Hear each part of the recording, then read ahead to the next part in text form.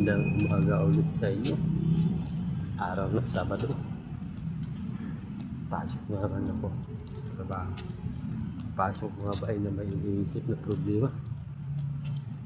Yan sa pangyayari sa aming mga asawa. Anak ko, naapektuhan na sa pag-aaral. Dahil nga meron kang problema mag-asawa. Hindi mo ginusto yung mga bay. Dahil noong una, hindi naman talaga ako gumawa ng kamalian. Pero problema kasi ako yung sasaktan sa pangyayari. So mga anak, hindi ko naisip na pati na rin pala mga anak ko na nadamay. Hindi ko napansin mga bay. Toxic na masyado mga bay yung sitwasyon namin mga asawa. Lagi na lang. Pero sana naintindihan din ako ng mga anak ko.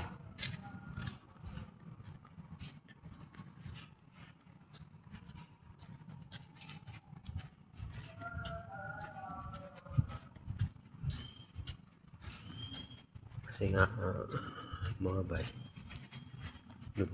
dumarat kasi yung punto na nasisigawan ko yung mga anak ko. Sobrang inis sa pangyayari. Tapos minsan hindi ko gawasan na pagbuhatan ng kamay ng mga anak ko.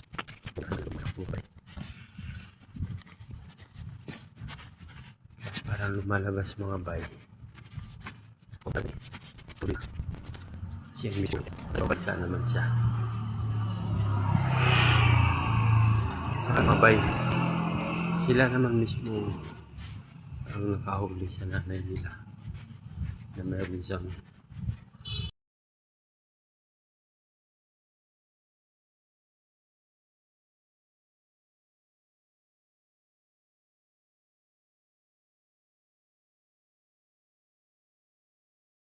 problema ng mga asawa. Sila naman mismo mga anak ko nakahuli sa ginawa ng nanay nila. Pero kasi mga bahay nangyayari kasi sa sobrang inis ko, ako yung nagkakamali dito sa kanila. Dahil ko silang nasisigawan na papalo. Pero sabi ko nga sa sarili ko, hindi ko magagawa yan. Naiisip yung ginawa sa akin ng misis ko. Minsan talaga mga bahay hindi ko maiwasan masigawan sila. Kaunting-kaunti napapalo minsan, pero hindi naman palo na pipilayan sila, hindi naman. Pero masakit pala mga bay pagka ugas na sa isa sa mga anak mo naapektuhan na.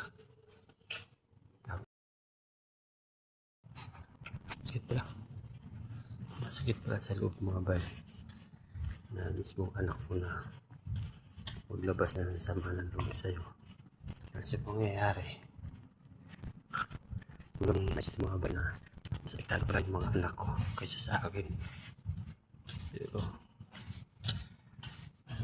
hindi siya pumasok ng 1 linggo mga ba sa school. Inaalala ko dahil graduating siya ngayon ng grade 10. Iniisip ko ano kayang dapat gawin ko para maging okay yung anak ko.